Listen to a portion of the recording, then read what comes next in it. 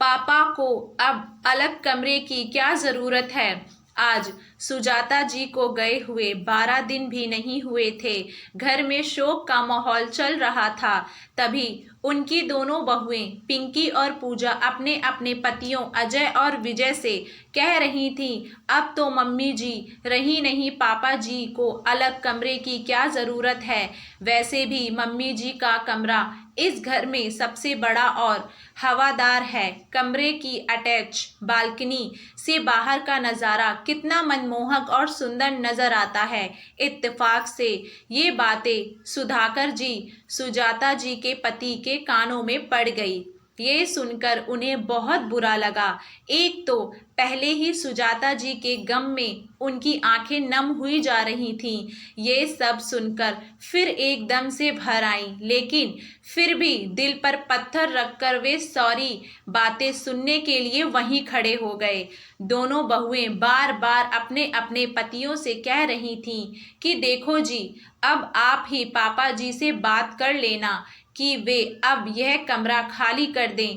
उनका क्या है, अब तो वे वैसे भी अकेले हैं। मम्मी जी तो रही नहीं, कहीं भी रह लेंगे। हम तो कहते हैं कि उनका पलंग हम स्टोर रूम में साफ करवा कर वहाँ लगवा देते हैं, और रही बात गर्मी की तो एक पंखा भी लगवा देंगे। क्या सही कहा ना? दोनों बहुओं ने अपने अपने पतियों से पूछा। तब सुधाकर जी के दोनों बेटे अजय और विजय ने कहा कि शर्म आती है हमें अपनी सोच पर। कैसी है आप लोगों की सोच?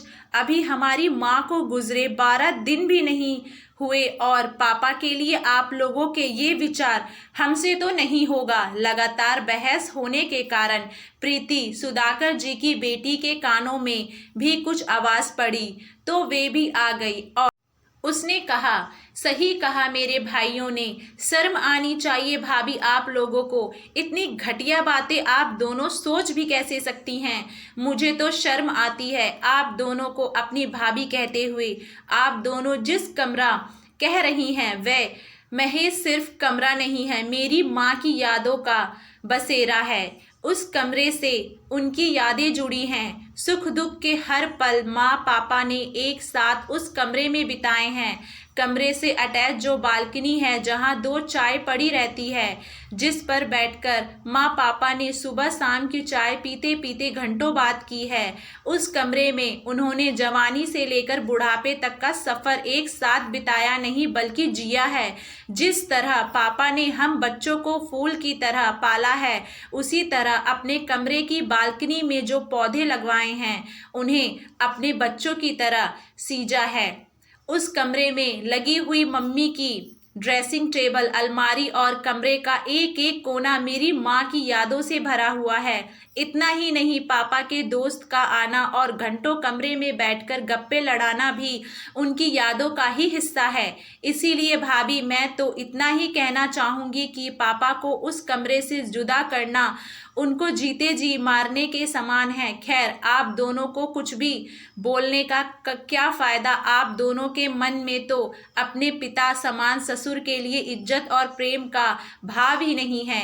आप दोनों ने सिर्फ पापा का कमरा छीनना ही नहीं चाहा, उन्हें स्टोर रूम में शिफ्ट करने की बात की, जैसे पापा कोई इंसान नहीं बल्कि टूटा फूटा फर्नीचर हों। बस बस नंद जी, आप अब इस घर की सदस्य नहीं हैं। आप हमारे मामले में दखल ना दे तो ही अच्छा है।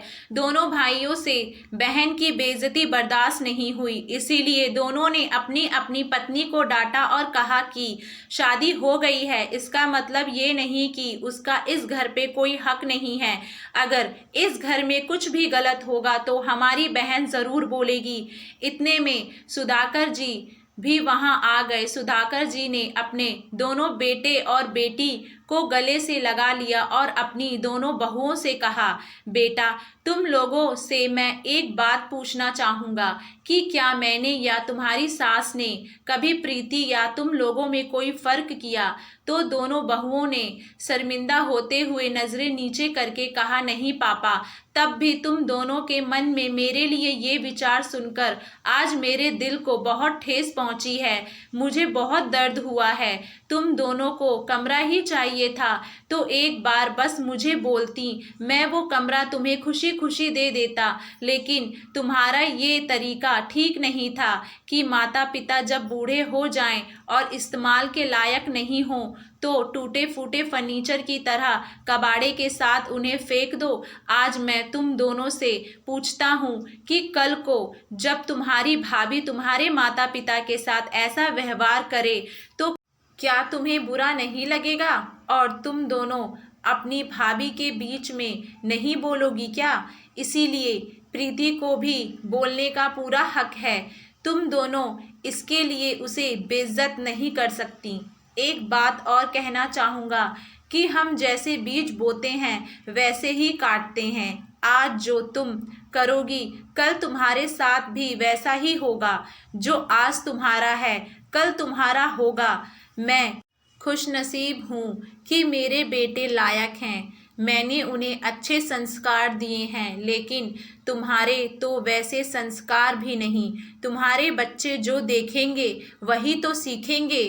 प्रकृति का नियम है, जो तुम जिंदगी को दोगे जिंदगी तुम्हें वही वापस देगी। सुधाकर जी की बातें सुनकर दोनों बहुओं को अपनी गलती का एहसास हुआ और दोनों ने अपने ससुर से अपने किए के लिए माफ़ी मांगी और कहा, पापा, हम दोनों अपने स्वार्थ में अंधे हो गए थे। अपने हमें जीवन का आईना दिखा दिया। प्लीज़ हमें माफ़ कर दीजिए। सुधाकर जी ने उनकी आंखों में पछतावा देखते हुए तहे दिल से उन्हें माफ़ कर दिया। दोस्तों, ये कड़वी मगर सच्चाई है कि जब माता पिता बूढ़े हो जाते हैं और इस्तेमाल के लायक नहीं रहते तो उन्हें टूटे फूटे फर्नीचर के सामान कबाड़े में फेंक दिया जाता है। लेकिन वो बच्चे ये नहीं समझते कि जो हम आज कर रहे हैं कल हमारे साथ भी वैसा होगा। हम भी बूढ़े होंगे। आशा करती हूँ आप सभी लोगों को हमारी ये कहानी पसंद आई होगी। आप लोगों की इस कहानी को लेकर क्या राय है हमें नीचे कमेंट बॉक्स में अपनी राय ज़रूर बताइएगा और हमारे चैनल वाणी वॉइस को लाइक शेयर सब्सक्राइब करना ना भूलें।